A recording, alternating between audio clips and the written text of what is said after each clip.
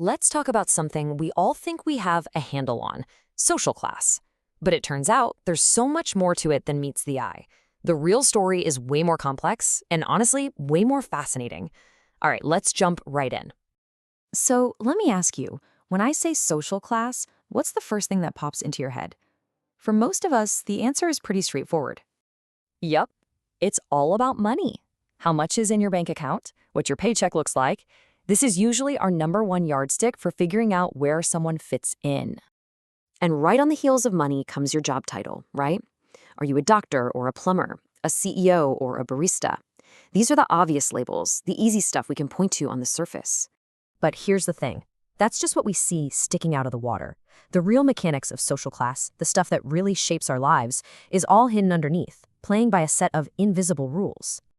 So, to really get what's going on down there, we have to talk about the 3 different currencies of class. Think of them as the hidden forms of capital that truly define our place in the world and the opportunities we get. This whole idea really comes from a sociologist named Pierre Bourdieu, and he basically argued that, look, if you want to understand class, you have to think way, way beyond just cash. First up, we've got economic capital. This is the one we all know. It's your income, your house, your investments. It's the tangible stuff, the material resources you have at your disposal. It's what you have. Second, there's social capital, and this one is a total game changer.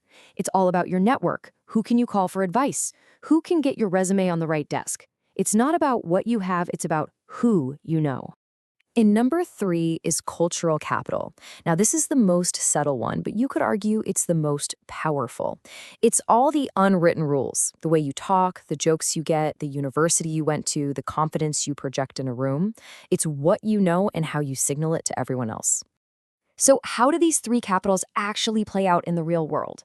Well, this isn't just some abstract theory. They have a massive impact on our daily lives, our opportunities, and even our health, often in ways that completely defy our simple money and job assumptions. Okay, get this. This data from the UK is fascinating.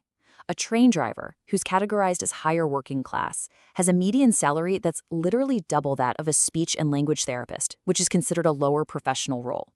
So right there, that tells you a professional title doesn't always mean more economic capital. And this stuff runs deep. It even shapes something as basic as how we're raised. Research suggests that parents in professional class jobs, which often reward independence, tend to encourage their kids to be thinkers and to question the rules. Meanwhile, working class parents often instill a strong respect for authority and a focus on the community, values that might be more important in their own work and social environments. These are the cultural values we're handed from day one. And the stakes here are incredibly high. We're talking about people's health. A lower socioeconomic status is directly linked to poorer health outcomes. And this isn't just about affording a doctor. It's about having the time and energy for exercise, living in a healthier environment, and having access to good information. It's one disadvantage piling right on top of another. So these invisible rules don't just affect the big stuff like our health. They're at play in our everyday judgments too. Let's take a modern example, luxury goods. The brands we choose to buy or not buy are powerful signals. Imagine this. You see someone carrying a fake designer bag. Does that make the real brand seem less exclusive or cool? Well, your answer might depend on something you're not even consciously thinking about. Studies actually show that our perception of the brand is shaped by the perceived social class of the person holding the fake. We subconsciously use social cues to judge the person, and then we transfer that judgment onto the brand itself.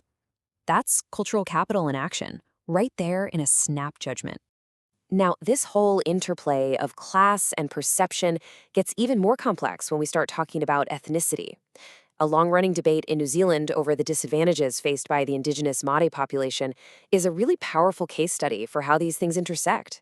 So for decades, there have been 2 main arguments. The class-based view says that historically, economic structures forced Māori people into the working class, and that's the root of the problem. The cultural explanation, on the other hand, says that the system itself, especially in schools, fails to recognise and value Māori culture, and that's what leads to poor outcomes. But the research today is showing more and more that framing this as an either-or debate is a huge mistake. The reality on the ground is just far more interconnected. As this quote from the research makes crystal clear, class and ethnicity aren't separate issues that you can neatly pull apart. They intersect and reinforce each other. You can't separate the economic disadvantages of class from the social and cultural realities of ethnicity. They're deeply, deeply intertwined. Okay, so we've got what you have, who you know, and what you know. But there is one more critical piece to this puzzle we have to talk about: where you live. Because opportunity is not evenly distributed at all. Just take a look at this map from the UK. It is incredibly revealing. See all those blue areas clustered around London? Those are hotspots for innovation and growth. Now look at all the red. The cold spots, often in coastal towns and old industrial areas. There is a massive geographical divide in who gets a shot. And the contrast is just dramatic. On the one hand, you have the immense concentration of economic, social, and cultural capital in a global hub like London. And on the other, you have entire regions with fewer jobs, weaker networks, and much less investment. Your starting point on the map really matters. So, the crucial point here is that social class is a complex system running on multiple levels. It is not just about your bank account. It's this combination of your economic, social, and cultural capital, all powerfully influenced by your geography. Which leaves us with a final question for you to think about. What invisible currencies are at play in your own life right now?